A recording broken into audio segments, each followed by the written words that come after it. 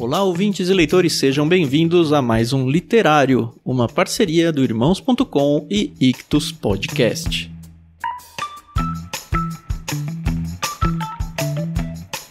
Eu sou o Thiago André Monteiro, @Vulgutan, e você já sabe, nós no Ictus Podcast estamos em férias, mas estamos aqui para trazer para vocês um repost do Literário. Isso mesmo, a partir do dia 25 de janeiro, marquem aí no calendário de vocês, nós teremos selado de vez essa parceria que a gente tem já há alguns anos com eles, trazendo para dentro da grade regular do Ictus Podcast o Literário que você já conhece. Então, uma vez por mês, a partir do finalzinho de janeiro aí, a gente vai ter um novo literário fresquinho e quentinho para vocês. Em fevereiro de 2020, a gente conheceu, para mim era um autor novo, tá? Mas a gente sabe que é um autor que tá em voga aí já tem algum tempo. O autor James Smith, com o livro Você é Aquilo que Ama. A gente mandou também esse livro lá no Plano Peixe Grande em fevereiro de 2020. Então, se você não assina ainda o seu plano Peixe Grande, corre lá, ictus.com.br e não perca mais tempo. Nesse episódio, gravamos em 6, isso mesmo, 6 pessoas. O Paulinho, a Adriana, eu e a Carol, que vocês já conhecem. O Guilherme Amarino volta para conversar com a gente sobre esse livro. E o André Gomes Pereira também. Um livro muito gostoso, um livro hypado na época, acho que até hoje. Um livro que você precisa conhecer. Aproveite então mais um episódio do Literário aí e até semana que vem.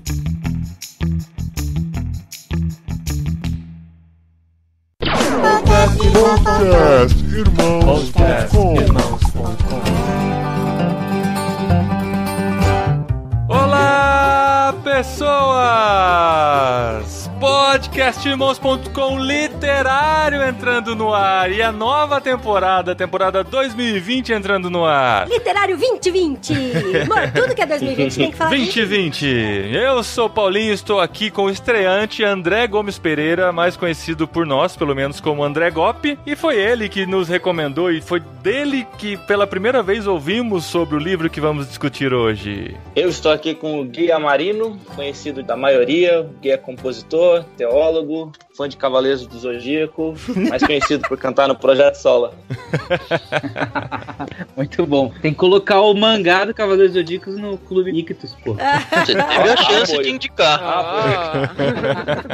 Gente, eu tô aqui com a Carol Simão. Vocês conhecem ela de vários podcasts aqui do Literário e do Clube Ictus. Ela, junto aí com esse time do Ictus, tá trazendo pra vocês todos os meses os livros que vocês têm gostado tanto de ler. Tamo aí. Olha aí! Ah, que legal. Eu sou a Carol Simão e eu tô aqui com a Drica. E olha, gente, se tem uma pessoa que ama aquilo que ela é a Drica. Uma pessoa que se ama, né, gente?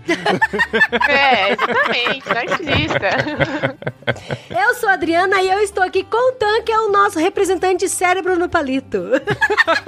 Ah, você estragou minha piada, mano. E agora que eu vou falar do Paulinho, mano? Olha aí. Putz, eu vou fingir que você não falou isso, eu vou falar a mesma coisa.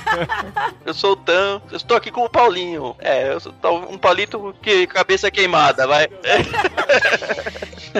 É muito bom, gente. Olha que legal. Estamos de volta para mais uma temporada do Literário. Estamos no episódio número 17 do podcast Literário. Já são 17 livros que a gente leu junto. E hoje a gente traz esse time aqui amoroso para poder falar do livro mais hypado do momento. Você é Aquilo que Ama, O Poder Espiritual do Hábito, de James K. A. Smith.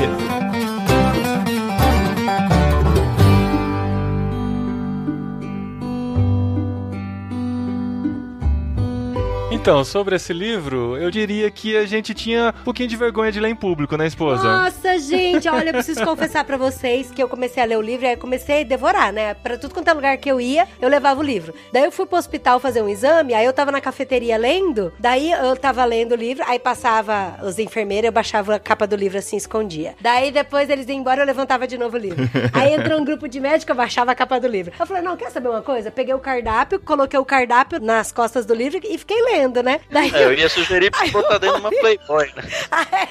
também. Daí o Paulinho falou assim, ô Dri, eles devem que estavam achando que você tava lendo 50 tons de cinza. O Cacau falou isso. O Cacau. Mas, gente, olha o que tá escrito na capa do livro. Você é aquilo que ama, o poder espiritual do hábito. É autoajuda. Muito livro cara. de autoajuda, Coração cara. desenhado ainda, né? Tem um coração, Realmente, assim, faz sentido quando você lê o livro, você vê que é muito mais do que um livro de autoajuda, mas a impressão que eu tive também, inclusive quando eu já tinha visto esse livro circulando por aí, mas nunca tinha dado bola. Nada, Aí quando o André falou pra gente sobre o livro, eu falei, cara, que estranho, né? O André parece um cara tão inteligente. Né? Eu falei, bom, se o André indicou... O livro é bom, o livro é muito bom. Eu nunca tinha pensado nisso, sabia? A capa dele original é tipo um mosaico, esse coração aqui, tem umas pinturas massas assim, então é muito mais bonita. Então, quando veio a capa assim, eu fiquei reclamando de não ser a original, mas eu não cheguei a pensar que realmente dava uma ideia de autoajuda. Assim. Dá. Eu nunca tinha pensado nisso. Quando vocês falaram assim, pô, eu tenho vergonha de ler, eu falei, mano, mas por quê? Então, agora eu entendi, eu tô olhando a capa aqui, eu falei, nossa, é verdade. Tem aquele livro, né, O Poder do Hábito também, parece muito autoajuda. Exatamente, que é inclusive citado, né, pelo autor já no começo do livro, né. Então, mas assim, quem passa por essa barreira, né, consegue ter uma boa experiência da leitura desse livro. Não, com certeza. E quando a gente publicou no podcastirmãos.com que a gente leria ele pro próximo literário, foram muitos comentários positivos, gente falando que fez tese de mestrado, TCC, e tava dando aula na escola dominical sobre esse livro e tal. Eu falei, caramba, o pessoal realmente tá curtindo bastante. Sim, e que é um dos livros indicado até pra causa de voluntariado, sabe, e tal, por falar sobre amor, sobre o coração. Mas uma coisa que é muito louco, que eu também tive um outro tipo de feedback, de pessoas achando que era um livro super fácil de ler, porque, você é aquilo que ama, ai, que gostoso, que fofo.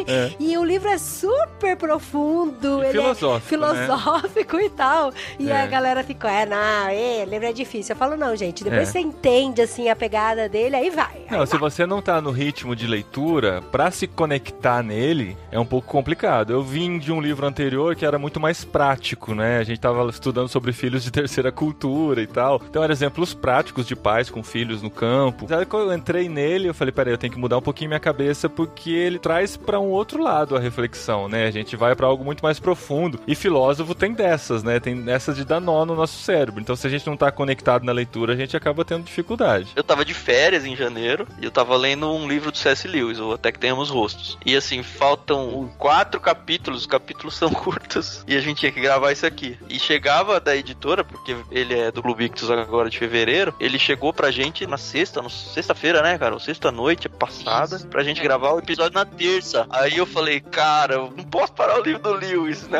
Tava muito legal a história, mas eu tive que parar. E aí eu li ele em 2 dias. Assim, por conta disso eu já falei, droga, não quero ler esse livro. É serão. Aí tem toda essa questão do título, você é aquilo que ama. Eu falei, putz, odeio o livro do autoajuda. O Guilherme indicou um livro aí que vai ser uma porcaria.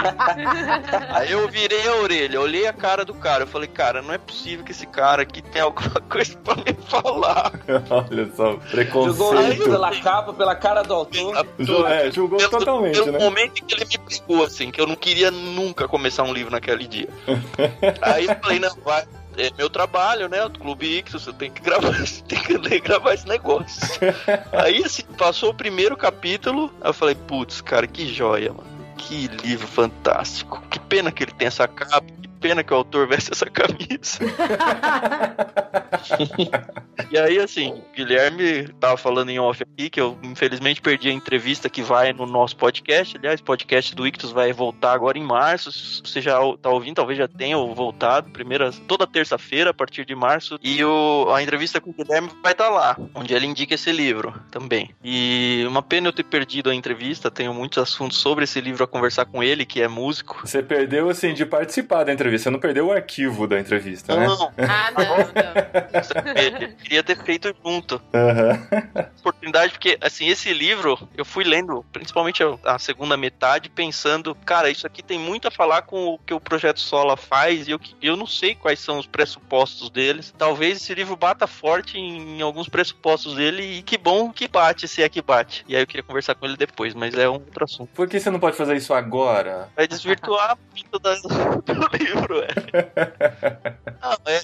Quando eu chegar lá, eu vou soltar algumas pinceladas assim, e aí... Tá bom. Olha aí, suspense. Segura a audiência aí, muito bom. O assunto desse livro surgiu quando eu tava falando com o André, a gente tava falando sobre liturgia de culto. Sim. Eu falei, caramba, como um livro, né, de autoajuda pode ajudar, pode ajudar nesse assunto, né? Mas o que te levou a esse livro, André? Cara, eu acho que eu também já tava no hype, assim, de muita gente comentando o livro, então quando ele chegou eu tava muito pilhado pra ler, assim. Eu acho que teve uma outra coisa que coçou bastante, assim, na nossa conversa, foi que a gente começou a discutir sobre essa separação entre forma e conteúdo. Um dos pontos do Smith é, opa, não é bem assim, né? Quando eu peguei ele, também foi, no primeiro capítulo eu falei, caraca, é isso, né? Todo mundo já teve essa sensação aí de saber a dieta que precisava fazer e ter vontade de comer coxinha.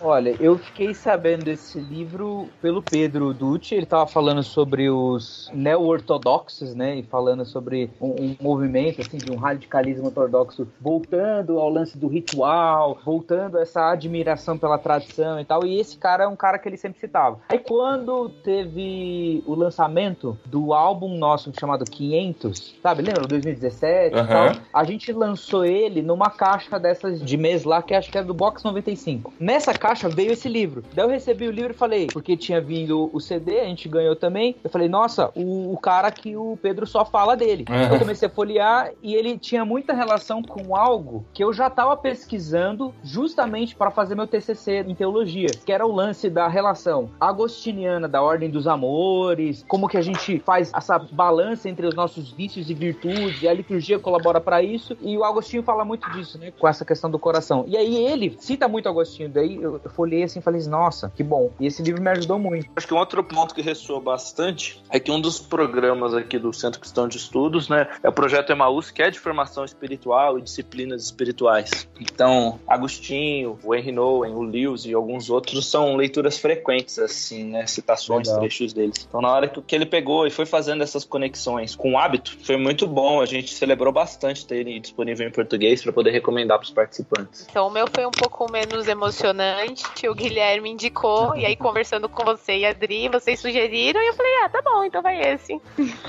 Vamos parar de puxar a sardinha pro Guilherme e a Marina aqui, porque eu já tinha falado bem antes. Bem antes eu tinha falado do livro. Porque é verdade. O GOP indicou pra gente era agosto, daí em novembro a gente visitou uma amiga minha, daí ela deu o livro pra gente, daí eu falei, nossa, gente, a gente tem que gravar sobre esse livro. Agora temos o livro, podemos gravar, Agora temos o livro, Mas, gente, ó, vocês que já têm essa bibliografia muito mais completa, né, na mente de vocês, pra gente é algo que a gente tá descobrindo meio que recentemente. Acho que pra nós quatro aqui, tirando o André e o Gui, a gente tem descoberto Agostinho, tem descoberto essa galera toda aí que já tem pensado sobre isso há muito tempo, tem descoberto agora. Vocês que já leram, né, todos esses livros citados aí pelo André, o que vocês acham que o James K. A. Smith, que ele conseguiu fazer de diferente nesse livro, que acrescenta a obra desses caras citados, mas que também respeita o que eles construíram? Qual que vocês acham que é o grande trunfo do livro nessa relação com as obras clássicas? Eu acho que o grande trunfo do livro é de repente fazer uma porta de entrada, sabe? O Smith, ele fez uma imersão em Agostinho, e o livro ele condensa e simplifica 3 obras maiores do Smith na coleção das liturgias culturais. Então ele faz uma porta de entrada muito legal, e o Smith, não com a mesma intensidade, mas na mesma direção do Keller, ele é um cara que é contextualizado, né? Ele cita Ursinho Pooh, ele cita músicos, cita filmes, então ele vai colocando tudo isso numa linguagem que fica acessível, assim. Acho que ele lida com um ponto que talvez todo mundo já se frustrou, que é saber aquilo que você devia fazer e não conseguir fazer aquilo, e ele ataca, né, de uma maneira diferente, assim, né? Acho que a gente não tá acostumado a alguém que chega pra você e fala assim, não, as repetições são importantes. Não é só o intelecto que conta. O que eu achei sensacional, assim, do livro, eu não cheguei a ler tantos autores como vocês, tanto que a pergunta não foi nem direcionada pra mim. Não, porque eu falei, nós quatro, você, o Tan e a Carol, a gente tá descobrindo esses caras hoje. A gente hoje. tá descobrindo, sim. E aí, pra mim, o que eu achei muito interessante é que quando eu estava lendo no começo, a gente já tinha lido, já tinha gravado o Bonhoeffer, né? E já tinha também gravado sobre Confissões do Agostinho. Quando ele começou a citar, e aí ele usou de exemplo o Pequeno Príncipe, nossa, cara, aí eu falei esse negócio do contextualizado, Aí te cativou. Aí eu falei, gente, agora eu entendi.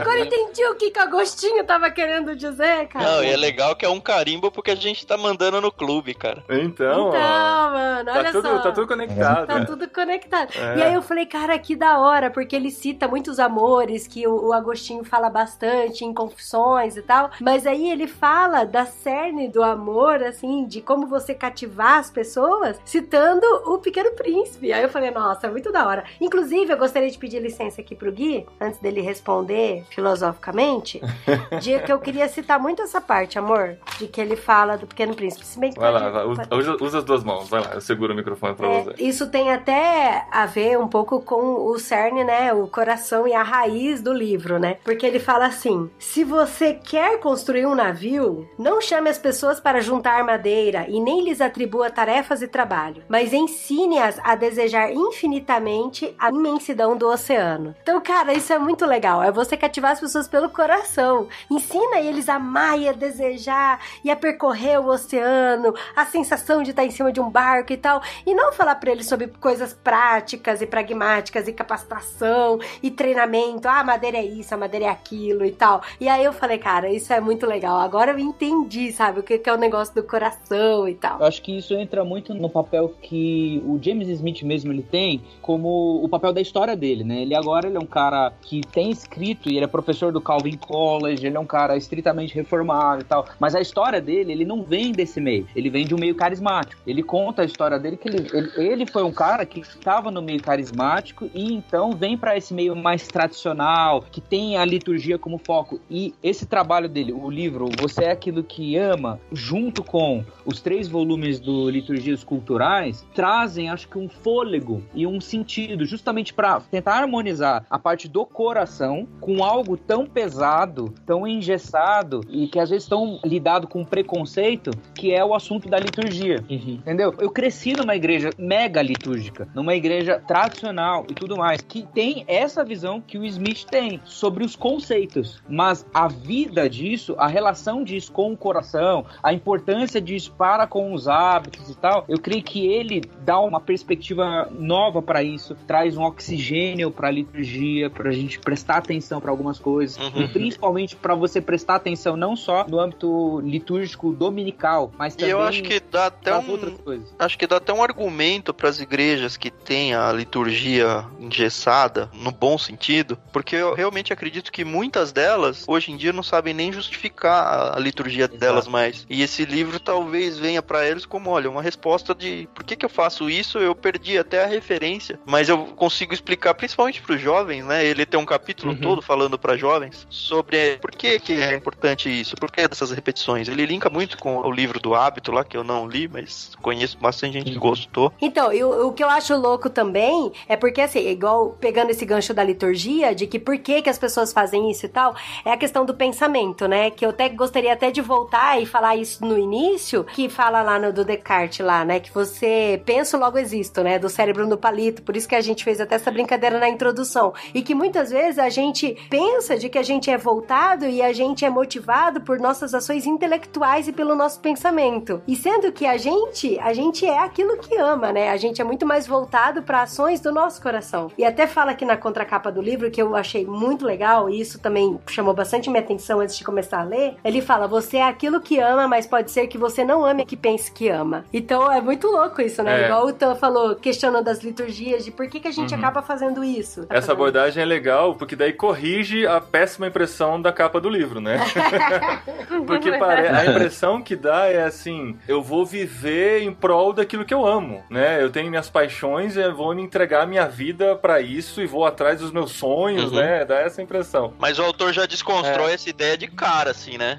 Ele já se desarma, né? Ele já tira isso. Exato. Mas assim, ainda pela capa do livro é possível você concluir isso por esse argumento que a Adri leu, né? Mas pode ser que você não ame o que pensa que ama. Uma coisa legal sobre isso é que a gente tá numa geração que alguns filósofos e o pessoal que estuda sociologia tem tem falado cada vez mais que essa geração mais afetiva, né? Ou a era dos ressentidos. Então, tanto no mercado de trabalho, você tem um destaque para esse lance de soft skills. Por exemplo, o cara ele é empático, o cara ele consegue se relacionar com os outros. Então, isso, coach tem ensinado as pessoas a soft skills, que nada mais são do que aquela lista de coisas que a gente tem no Gálatas 6. Então, parece que a sociedade tem caminhado para um discurso mais afetivo das coisas. Então, é muito assertivo, ele vem com essa mensagem, porque a própria sociedade já está mais aberta a esse tipo de discurso do que apenas o discurso cognitivo, de que você faz as coisas pela sua mente, etc, etc, etc. E essa abordagem dos sentimentos dele, né, de como as nossas práticas, as nossas rotinas, elas vão treinando, né, o nosso coração. Ele fala, né, calibrando a bússola do nosso coração para apontar para algum lugar. Pro norte, né? O norte sendo Cristo, né? Eu acho que uma das partes mais fantásticas do livro, assim, é quando ele compara a experiência do shopping, né, com a experiência do culto, assim.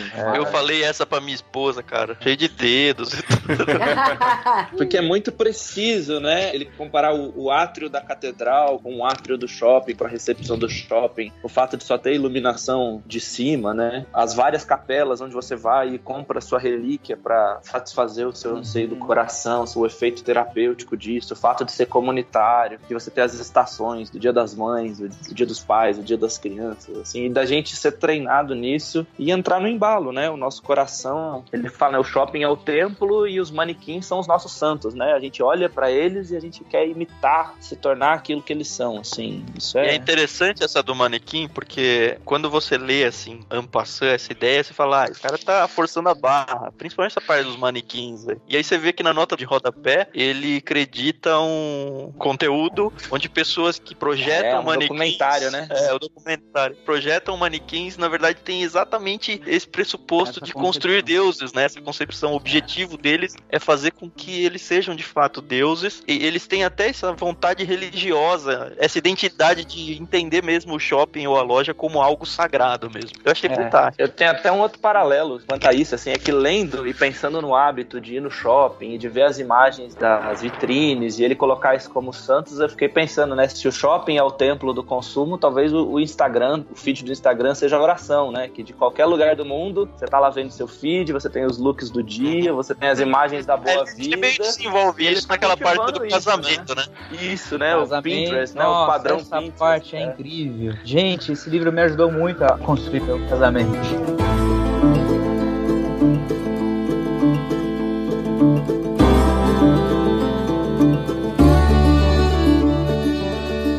Eu tenho uma pergunta que desde que eu tô lendo o livro, eu falei, cara, eu preciso fazer essa pergunta pro André, porque ele me indicou, ele é o grande culpado pra isso, e eu vou aproveitar pra fazer a pergunta aqui no programa. Mas, cara, ele deu um nó muito grande na minha cabeça, muito grande, porque fala sobre a questão do coração, que a gente é voltado pra adorar aquilo que tá no nosso coração, aquilo que a gente ama, mas que também a gente não consegue transferir da nossa mente aquilo que tá no coração. Então, muitas vezes eu tô lendo a Bíblia e eu falo, cara, isso não tá no meu coração, mas a Bíblia é meu manual, a Bíblia é meu guia de instrução pra como eu devo viver. Como que eu faço pra isso sair da minha cabeça e entrar no meu coração? E aí tem uma parte do livro que fala sobre a gente criar hábitos pra isso, né? Só que eu queria muito que você me explicasse um pouco sobre essa parte, assim, sabe? Como que a gente torna aquilo que é pensante entrar no nosso coração e a gente realmente ser aquilo, entendeu? Eu acho que a resposta que ele mesmo direciona pro livro, né, é aceitar os hábitos, né, as práticas em que o Espírito habita. Então, você entender que, por exemplo, a repetição, a adoração na igreja, a leitura bíblica, a oração, são disciplinas espirituais nas quais o Espírito Santo vai agir. E a gente fica esperando um milagre, né? A gente quer orar e ver uma fumaça roxa, mística, assim, e Deus mudar toda a situação, né? Você fala assim, não, eu vou começar uma prática aqui, te dá uma certa preguiça. A gente fica meio desanimado. Tem um outro livro que a Pilgrim publicou em português, né? Chama Liturgia do Ordinário. Essa autora,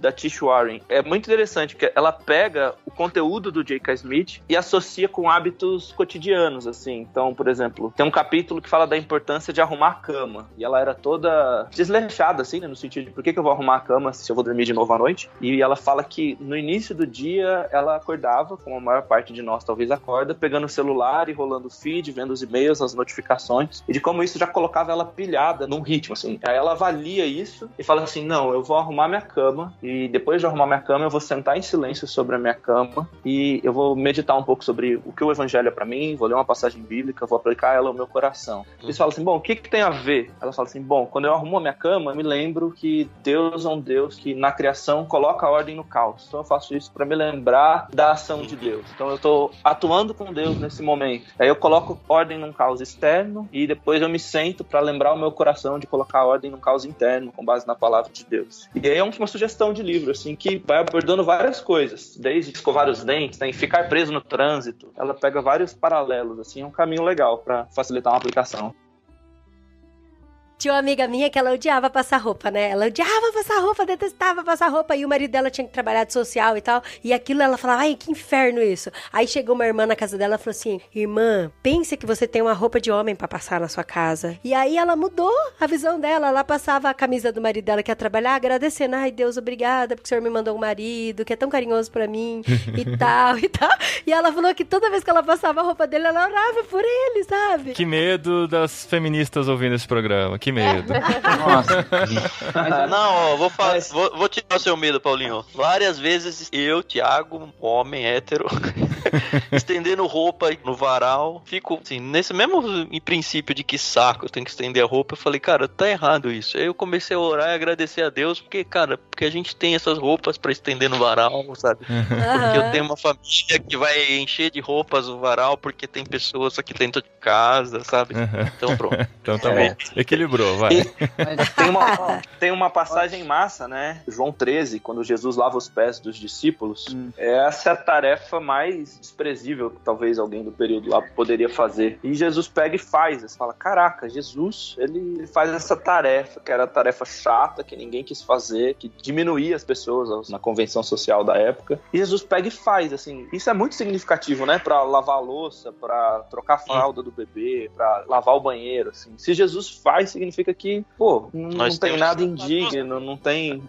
E o lance do treinamento do coração é justamente isso que o Dé falou. Você tem Jesus mostrando e fazendo uma coisa extremamente ordinária que ninguém quer fazer e apresentando um imaginário, algo que está além da simples vontade, algo que está além da simples cognição, ou seja, do pensamento ali, nossa, eu tenho que fazer por causa disso. Não, é aquele que o James Smith fala do norte, do desejo de boa vida. Você ajusta o seu coração para isso. Pô, por que eu vou arrumar a cama? Olha só, estou ajustando esse desejo de boa vida de quem é meu Deus, do que ele faz, do caráter dele, então as outras coisas começam a fazer sentido. O meu desejo de realizar coisas não é simplesmente porque eu preciso fazer, ou porque eu sei fazer, eu sei que é o certo, mas sim porque o meu coração está se ajustando a fazer isso pela boa vida correta, e não mais por uma boa vida concorrente, ou uma idolatria, como o James Smith vai falar, que são aquelas liturgias concorrentes, né? Então, e aí, nessa criação de hábito, muitas vezes a gente faz por puro pensamento e nada de coração, não é? Mas é porque pra criar o hábito... a gente não consegue mudar. Por exemplo, até a questão de... Por exemplo, eu tenho um hábito de não pegar o meu celular pela manhã, sabe? Primeiro eu acordo, eu não arrumo a cama,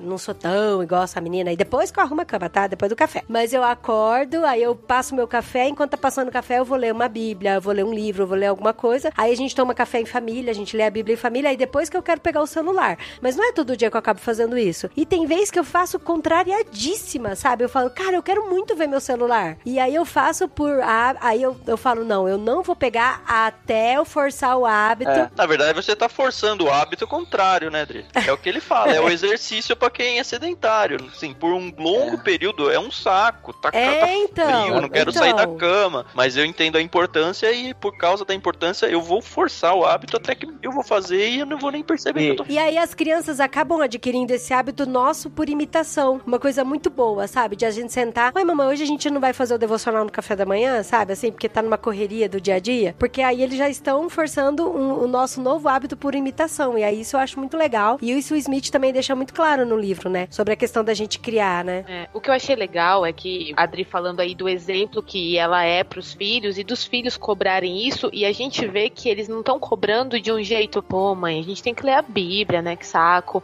E um dos capítulos, pra mim, mais significativos desse livro é o capítulo exatamente que ele fala da educação dos filhos. Sim. E aí, ele falou uma coisa lá sobre o medo, né? Que muitas igrejas hoje aderiram a certas práticas por medo de perderem essa geração. E, gente, isso é tão presente, né? É tão forte. Eu tô com um filho pequeno e me dá uma agonia tão grande em pensar que talvez eu vá agir dessa forma e eu não quero. Eu quero que meu filho ele esteja na igreja por prazer, por querer estar ali, e realmente é assustador ver como isso é presente. É como se a gente pudesse competir também, né? Tipo, se a gente vai tentar ser mais recreativo do que um parque de diversões ou uma boate ou uma festa, né? Tipo, não tem como competir, porque o nosso propósito é outro. Se a gente tentar competir nessa modalidade... Aí, quando as igrejas tentam competir, elas fogem do propósito delas, né? Cara, e elas mas têm fugido, exatamente isso que eu ia falar. Porque essa questão de que tem que ser um parque de diversão, tem que ser atrativo, porque senão eu vou perder meus filhos, eu vou perder meus jovens. Ele até fala aqui na liturgia do lar sobre a questão do endeusamento da família. Então, tipo, você tá querendo adorar a sua família através dessas atividades, dessas recreações. Não que não tem que ter, mas você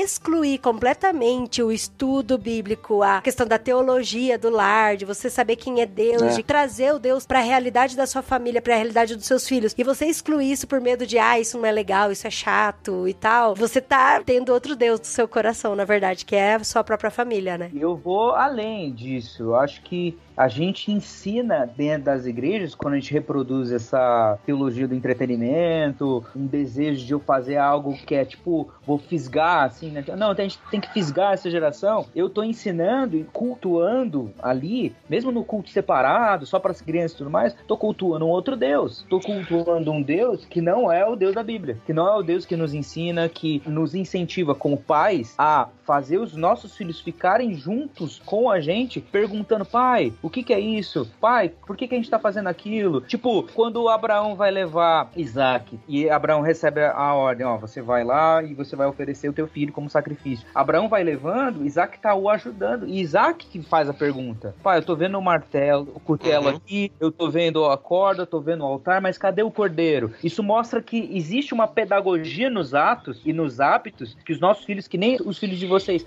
vamos fazer o devocional hoje. Você vai ensinando quem é Deus, a narrativa dele, essa história que ele tem escrito desde que ele criou o mundo, você tá ensinando isso com os hábitos.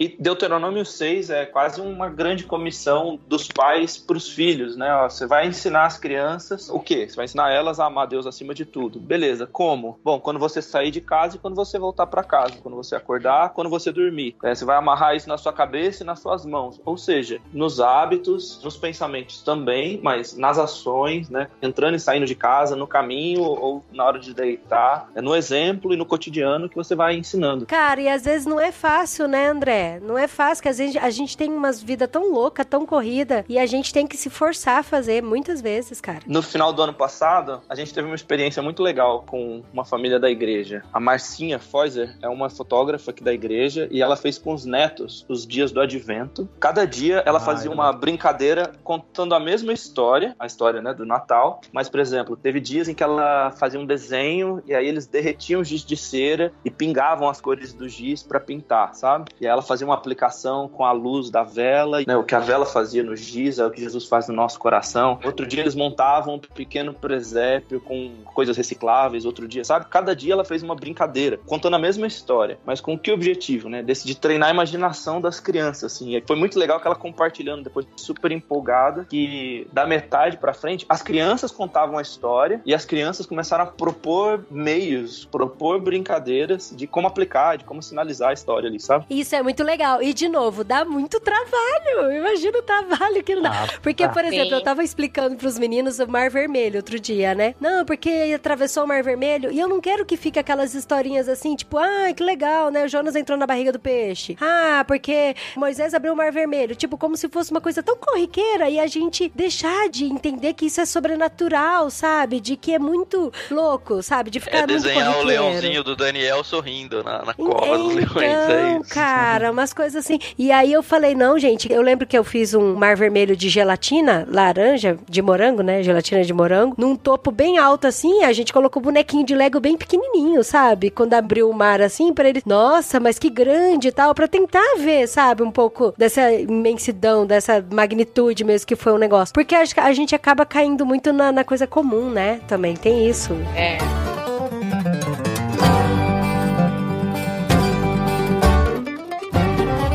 Pergunta prática que eu queria colocar, eu ouvi a opinião, eu não sei se o Gui, eu sei que trabalha com música, mas não sei se ele trabalha na igreja, talvez como um líder de música, ou participa do Ministério de Louvor, coisas do tipo. Quando eu tava pastoreando na Batista, essa era justamente minha função, a liturgia, os voluntários, louvor, condução do culto. Agora eu tô na transição pra presbiteriana, mas a ideia minha de trabalho como pastor sempre vai ser essa área. Eu queria propor essa pergunta pra todos, mas focar um pouco nessa experiência dele, porque o Smith, ele fala um pouco sobre os jovens, ele começa com as crianças e segue. A minha percepção no início do livro é que ele vai desenhando essa importância das liturgias, do ambiente de culto, de que ele faz parte de cativar o nosso coração para que a gente construa esse hábito. Então, assim, ele exalta coisas como a arquitetura da igreja, a ambientação, o estilo da música diferente do estilo da música fora, esse tipo de coisa. Na segunda metade, quando ele vai falar sobre os jovens, sobre a educação dos jovens, antes disso ele já desenvolveu a parte toda do shopping center e tal, o autor ele começa a brigar com a ideia das igrejas tentarem criar um clima para atrair os jovens. Aí o tema dele é esse, né? E aí eu pensei, em que momento que a gente tem que entender essa diferenciação, assim, na real, o que a gente tem que pensar sobre as igrejas de hoje, porque eu já tenho passado, visitei várias e vi em vários contextos, igrejas que diminuem a luz, toca aquele mantra, a fumaça, ele fala um pouco sobre isso, eles constroem todo um, entre aspas, um clima espiritual num ambiente de salão de culto, e eu sei que hoje é com o objetivo de tentar agradar, ou quase formar uma balada ali, sabe, ou criar um ambiente que não é exatamente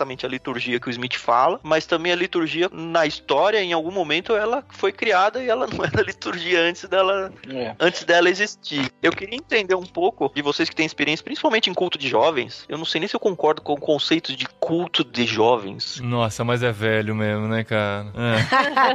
Pra ele o conceito é culto da mocidade. Culto da mocidade, não, eu tinha culto de jovens quando eu tava na igreja e eu era adolescente, jovens, e hoje a igreja em que eu estou, que hoje é tradicional, ela tá começou a ter pessoas nessa idade, começando a se organizar um culto de jovens. Mas eu sempre vi culto de jovem como aquele negócio, a gente vai fugir desse negócio quadrado do culto do domingo e vamos fazer no sábado, e vai ser exatamente o que o autor descreve no livro. Vai ser o legalzão, né? Vai ser o culto legal. Vai ser a bateria alta, o autor fala isso. Vai ser a balada crente. Hoje em dia eu tenho visto tecnologia, a coisa se extrapolar ainda mais do que foi a realidade na minha época, e o quanto isso é prejudicial ou não, ou como isso deve ser usado ou não. Queria ouvir um pouco de vocês disso. Esse dá um pano pra manga pra um episódio só disso, né? Mas eu acho que dá pra abrir um parênteses aqui, porque tá conectado e foi a partir daí, inclusive, que começou a nossa conversa com o André. E o link do livro veio nesse momento da conversa. Dá um prequel do próximo podcast. Deixa eu engrossar a crise, Gui, pra você responder. Tá bom, só pra eu ter a maior dificuldade, aumenta o nível pro hard. É porque eu acho que você também já deve ter acompanhado, né? A gente já lutou por isso, né? Contextualização, falar a mesma linguagem, fazer missão onde a gente tá, ser encarnacional onde a gente tá, não permitir que nada além do evangelho escandalize a pessoa. Então a gente pode tocar o tipo de música que ela tá acostumada, a igreja pode ter o clima da Starbucks. E aí o Smith parece que é a primeira pessoa que apresenta um argumento que ele não parece um velho ranzinza, né? Tipo de, no meu tempo não era isso. Tipo, ele realmente chega e coloca um argumento, assim, não é tanto questão de gosto pra ele, né? Por outro lado, tem hora que parece que, mesmo o Smith, que ele parece um saudosista, né? Porque, tipo, a Catedral Gótica de 1400, ela também foi inovação, né? Exatamente. No período dela, assim, né? Então, como que a gente é transcendental, tipo, aponta para algo maior do que a gente, que é a nossa cultura, ao mesmo tempo falando a língua do pessoal e não sendo tão de outro mundo, né? Porque o Smith parece, ele fala assim, não, eu gosto, eu quero que a liturgia seja esquisita mesmo. A liturgia não tem que ser normal. Tipo, tem uma hora que ele fala algo assim, né? Sim, fala. Que tem que ter um estranhamento. Gente, eu vou falar 3 coisas. Eu acho que essa é a área que eu tenho mais estudado nos últimos anos, então são 3 apontamentos que acho que ajudam a gente a entender isso. Primeiro, o Smith, ele tá se baseando em alguns livros que têm sido lançados que estão tentando ler essa geração. Não a geração de 10 anos atrás ou a geração que a gente tá acostumado, mas sim os movimentos disso, quer no mercado de trabalho, quer também no entretenimento. Então ele tá se baseando muito num livro do Charles Taylor, que é Uma Era Secular, né, o Secular Age, e também num outro livro do David Sachs, que se chama a Revenge of the Analog, ou a revolta ou a vingança do analógico. Porque para ele parece que aquela sensação de modernidade, do culto dinâmico, das coisas que precisam ser super tecnológicas, a geração atual já encara isso com uma normalidade tamanha que começa a ver com desconfiança. E tem buscado, visto algumas crescentes que a gente tem tido das igrejas mais históricas, uma confiabilidade maior na tradição. Esse é o primeiro apontamento. Eu acho que a leitura dele ela vai por aí, que o tradicional, aquilo que tem respaldo histórico, tem sido a busca maior de todas as gerações. E é o que vai desacelerar o jovem de hoje, é isso? Ele não vai se surpreender com o culto do jovem, que ele está justamente procurando algo diferente, é isso? A gente vê isso até no comércio, né?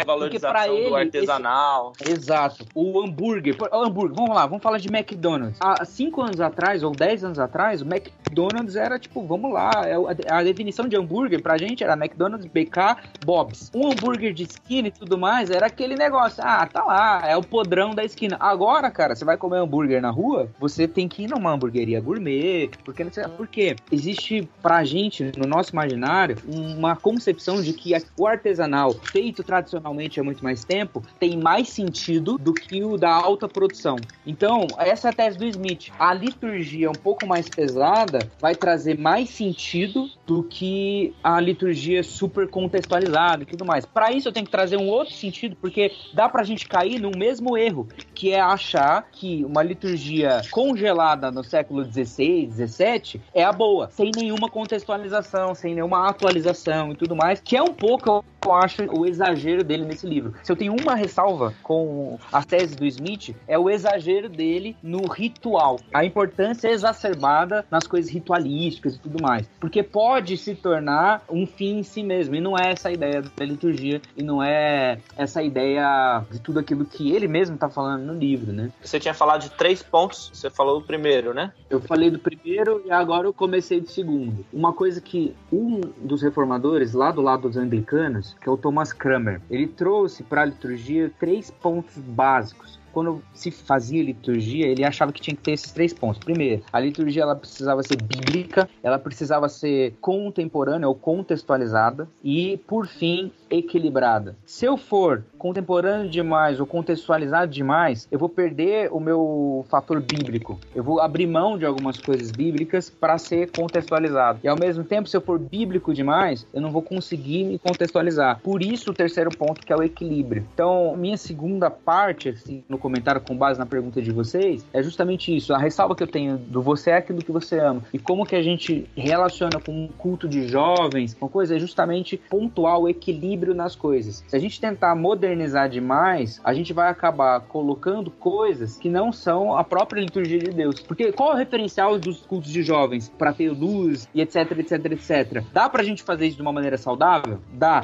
Dá pra gente fazer isso respeitando a grande tradição? Dá. Mas ao mesmo tempo, dá pra eu ter o desejo de ser um shopping, de ser um show, de entretenimento, que tem o seu papel, só que não é o momento de treinar o coração nisso. Mas acho que essa seria a minha crítica ao Smith também. Parece que a crítica dele, ele exalta, né? Tipo, de novo, né? A Catedral, Johann Sebastian Bach, todos esses caras já foram inovadores, né? E às vezes parece que o Smith ele é meio contra a inovação, assim. Então, não, mas conversando com você, André, na época que a gente conheceu o livro e tal, e uma coisa que me chamou muito muita atenção, até sobre todos esses pontos que o Gui apresentou agora, sobre a questão da liturgia, do culto de jovens e tal, é você remeter no seu subconsciente a alguma coisa que você não gostaria que remetesse naquele momento, entendeu? Então, tipo, fazer o culto com luz baixa e fumaça e muito barulho, e aí aquele cara que tá lá dentro, ele pode remeter no subconsciente dele outra coisa, né? Mas o objetivo é esse, né? De quem faz. E é o problema que o Smith denuncia, né? É porque na hora que a gente adota sem critério, sem uma avaliação crítica, as formas, o estilo, então a igreja vai ser uma combinação do Cinemark com a Starbucks e um show acústico, né? E ele fala, e quem não gosta desse ambiente e é jovem, não tem nada pra oferecer pra esse cara. Esse cara se sente fora. O ponto que o Smith é contrário é que você valida, né? A forma, ela não é neutra. Isso. Você valida uma noção estética desse mundo. Então você treina a pessoa pra ela não esperar nada do porvir. E por isso que ele fala que a igreja tem que ser um pouco esquisitona, sabe? Porque a gente tem que treinar as pessoas, a gente tem que manter a expectativa nelas de que a gente tá sinalizando pra uma consumação que, por melhor que a gente faça tudo aqui, com mais excelência, a gente tá apontando pra uma coisa do além, assim. Então se a gente adotar sem critério a estética do mundo, a gente meio que corre o risco de esquecer, né? Que, tudo que a gente pode fazer de melhor é limitado ainda. E esse ambiente controlado, ele acaba tendo reflexo, muitas vezes, nas letras das músicas. Ele faz até um exercício com a filha dele, se eu não me engano, pra ela marcar quantas vezes fala Deus na música, ou um pronome relativo a Deus, e quantas vezes fala você. E aí ver qual que ganha a briga. Por outro lado, eu acho que o que é legal no Smith é que na hora que ele conscientiza a gente disso do hábito, da linguagem, ele dá umas ferramentas pra ver de fato, assim, o que eu tô buscando na boa vida, né? Um exercício que a gente faz aqui nos retiros de formação espiritual é convidar a pessoa para rever a prática de oração dela. Então, Jesus, Mateus 5, 6, 7, ele fala que a gente não precisa orar pelas necessidades imediatas e que a gente tem que orar para que o nome de Deus seja exaltado, para que o governo de Deus seja feito na nossa vida como é no céu, para que a gente agradeça e compartilhe o pão que a gente tem, o perdão que a gente tem, a proteção que a gente tem. Aí, na prática, na igreja mesmo, a gente aprende a orar pelo emprego que a gente não tem, pelo pão, pela roupa, pela casa, para passar no concurso público, e a gente acaba não orando para que o nome de Deus seja exaltado, celebrando. Então, assim, de alguma maneira, até na prática da oração, a gente já incorporou um pouco dessa cultura de estar preocupado com o imediato e tal, e a gente ora preocupado com eu, né? Os pronomes, né? O que a gente fala das músicas, a gente poderia falar da nossa oração. Né? A oração do Pai Nosso, os pronomes são teu, tua, nosso, nossa. O canto público, ele ensina a gente a orar. Agostinho já tinha essa concepção de, pelo cantar, nós aprendemos a orar. E você ia levantar o terceiro ponto ainda, Gui? O terceiro ponto, juntando com tudo aquilo que a gente tem comentado e combinado, é o seguinte: a nossa liturgia, ela corre um sério risco de ser esquizofrênica. A gente corre o risco de acreditar numa coisa, mas nas nossas práticas, nos cultos, nas reuniões, nas orações, que nem o André falou, a gente está estabelecendo outro tipo de Deus. Dentro da nossa concepção de confissão de fé das nossas igrejas, daquilo que a gente acredita, do que está escrito lá no site da igreja, acreditamos em uma coisa. Mas as nossas práticas acabam sendo outra. A gente ensina sobre outro Deus. Isso é um perigo. Aquilo que eu canto importa. Como eu canto importa. Para quem eu canto, as frases que estão colocadas ali, a ordem que a coisa é feita, como que alguém vai... Por exemplo, eu posso ter uma concepção trinitária toda errada só pelo meu começo da oração. Se eu começar a orar aqui, Senhor Jesus, nós não oramos ao Filho, nós oramos ao Pai. É um detalhe, é um negócio assim, você tá sendo chato, você tá sendo ranzinza, nossa, mas é um detalhe que me ensina sobre a Trindade. Sim. Quantos anos você tem, Gui? Eu tenho 32. Cara, eu vou dizer pra você que seu discurso tá certinho, mas quanto mais velho você ficar, mais eu vou falar isso pra você, viu? É um saco isso, mano. Tá ficando velho, né? Não, então, a gente, assim, eu já tinha esse tipo de discurso há muito tempo, só que agora já cola falar, não, pô, você é chato, você é velho, você é retrógrado. Ranzinza. Então aproveita os últimos anos aí, Gui, pra ser o herói da resistência. O limite é quanto? 35, assim? Cara, eu não sei quando começou a fazer isso. Eu não tenho muita referência porque eu sempre tive a cabeça meio de velho. Então as pessoas já me chamavam de velho mesmo quando eu não era, né? Aí agora... Aí lê um livro desse ainda, né, gente? Não, então, é legal, assim. Eu acho muito bom, porque a gente tá falando com gente de tudo quanto é idade. Eu acredito que gente bem mais nova que a gente tá ouvindo. E espero que dê um pouco de crédito. O que você falou aí nesse terceiro ponto me lembrou daquele teste que o Smith propõe lá, pra ver se você passa mesmo e ama de verdade aquilo que você diz que ama. Se você toparia fazer o teste. E assim, me deu medo. Muito legal. Fazer o teste. E eu acho que todo mundo teria medo de passar nesse teste. Por exemplo, você tem uma preocupação, a gente tem uma preocupação litúrgica, a gente tá falando de coisas assim que talvez pra quem tá ouvindo e não tá nesse universo teológico, de preparação de culto, tá falando assim, mas isso não tem nada a ver comigo, não sei o que lá. Mas vamos lá, vamos tentar trazer isso pra uma contextualização pessoal. Eu acredito que muita gente aqui já viu aquele filme que o Hugh Jackman faz, aquele musical lá, que é o Rei do Show. Uhum. E o Rei do Show, ele é lindo esse filme, porque ele é um cara perseguindo o sonho dele. E ele vai conseguindo encontrar pessoas e monta o circo, monta o espetáculo, tem a família, e aquilo vai consumindo ele ao ponto de ele encontrar uma oportunidade que ele vai perseguindo, vai dando corda, vem aquela mulher que canta e ele vai se relacionando com ela. Assiste esse filme que você vai ter uma concepção muito clara do que o Smith fala sobre o coração humano e aquele ponto onde a gente percebe que aquilo que a gente diz amar não é aquilo que a gente ama de verdade. Porque todos os hábitos do personagem principal, que é o personagem de Hugh Jackman, levaram ele até uma situação que ele teve que parar no meio, entre conseguir aquilo que ele estava com todos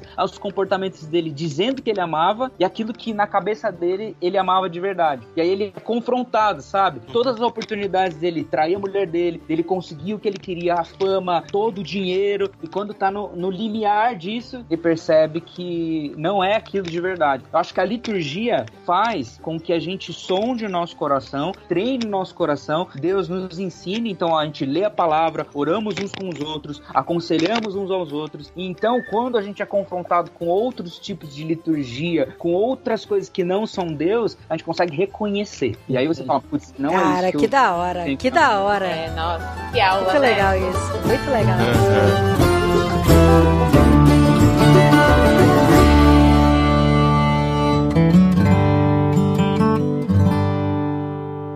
Pessoal, é isso, porque tem muito tema ainda pra discutir. Eu sabia que se eu largasse o microfone na mão de vocês, a coisa ia embora aqui. E não foi nem 10% do livro, né? Isso que é legal. Não foi. Nossa, tem muito mais. Tem muito assunto. Esse assunto da liturgia, com certeza eu quero voltar aqui pro assunto. Quero trazer de novo o André e o Gui, que são pessoas que estão estudando sobre isso, conversando sobre isso. E eu acho que dá pra desenvolver ainda mais o assunto, mas o livro tá aí, né, gente? Você é aquilo que ama, da Vida Nova, como eu disse na divulgação, não é patrocinado. Na verdade, nenhum dos livros que a gente faz aqui é patrocinado. A gente faz porque a gente quer ler. A gente ama, né, amor? E a gente é o que a gente ama. Então nós somos livros? Não. Mas a gente lê e escolhe um livro pra ler junto com os nossos ouvintes e quer fazer essa discussão aqui no final toda. A gente agradece muito pelo André, pelo Gui. Eu sei que eles estão aí explodindo de vontade de falar muito mais coisas sobre isso, o Tan, a Carol também. Mas é o que dá pra fazer dentro de um podcast que a gente se propõe a fazer uma análise emocional e não consegue entrar muito a fundo em todos os temas como a gente gostaria, né? E o que eu aprendi aqui mais um pouquinho sobre esse livro foi que realmente a gente é aquilo que ama e que a gente consegue colocar no coração aquilo que a gente quer amar, não é? Exatamente. Isso dá pra concluir pela capa também, né? Se você virar o livro, você... Não precisa nem ler, amor. Nossa, perdi tempo à toa. Exato. Muito bom. Valeu, viu, gente? Por gravar com a gente aqui. E no mês que vem a gente volta com mais um livro aqui no Literário. Legal. Obrigado, gente. Foi bom demais estar com vocês. Obrigado a oportunidade de rir e compartilhar. Valeu mesmo. Ó, e vocês vão voltar, viu? André e Gui, obrigado mesmo. Vocês vão voltar. Tem muitos temas que a gente quer falar junto, quer conversar junto. Sim. Já tem alguns na fila aqui. E, gente, a gente podia ler um próximo livro fútil, né? Tipo Agatha Christie, assim, da vida. Não fala que esses livros são fúteis. Não fala isso. A Carol é subir nos tamancos aí. O coração até parou aqui. Mas a gente vai escolher o livro que a gente vai ler agora ou não? Então, eu queria ver qual que é o outro livro que o Guia Marino indicou no literário desse mês. Então, na verdade, ele não quer escolher o próximo livro pra gravação, ele só quer matar a curiosidade dele, gente. A real é essa. Se eu vou receber um livro aqui muito legal, que pode ser legal a gente ler pro próximo mês, por que não, né? Ah, mas com certeza não é um livro fútil desse. Ó, a gente vai decidir, a gente coloca no post do podcastirmãos.com na próxima semana pra você ler junto com a gente, tá bom? Legal. Ó, assinem o Clube Ictus, clubeictus.com.br, tem o link aqui no post. Se você clicar e informar o código IRMÃOS, você tem ainda 10% de desconto na primeira mensalidade. Ouçam o nosso podcast, que vai começar forte em março agora. Ô Gui, e falar dos seus textos também no Tangente, né, Gui? Que tem a ver com a liturgia. Eu produzi um artigo que virou 4 textos lá no Coletivo Tangente. São 4 textos aprofundando um pouco mais nesse conceito que o James K. Smith apresenta, voltado para o homem e a liturgia, ou o homem litúrgico. Se você escuta Projeto Sola, você tá sabendo que o nosso CD que estamos lançando chama O Homem Litúrgico. Olha, a gente vai entender por que chama esse nome? Estão lá naqueles 4 textos. E o André, que tá super envolvido também com disciplinas espirituais, com o Projeto Emaús, né? O Projeto Emaús é um programa do Centro Cristão de Estudos, de formação espiritual. Acompanha aí, @Centro Cristão de Estudos, pra você ficar sabendo, tanto do Emaús quanto do Vocatio, sobre a integração da fé com trabalho e cultura, aqui em Brasília. Os links estão todos no post desse programa, pra você ter mais informação, os textos do Gui, o novo CD do Sola nas plataformas digitais, e o Centro Cristão de Estudos, o Vocatio, que não é vocário, mas tem uma proposta um pouco parecida até, né, de levar as pessoas pra reflexão, enfim, tem muita coisa legal aí pra você conhecer mais, e no mês que vem a gente volta com mais um literário, em parceria com o Clube Ictus e com nossos amigos que sempre gravam com a gente aqui. Siga-nos nas redes sociais pra saber qual será o próximo livro. No Instagram especificamente, porque é lá que a gente vai divulgar. No Facebook também. Nas redes sociais, né, amor? Twitter, vai, tá bom, tá. No Tinder a gente põe? Não, no Tinder não. Você deletou seu Tinder, palhaço? Eu que deletei, nunca tive isso. Eu te conheço antes da internet praticamente, pô.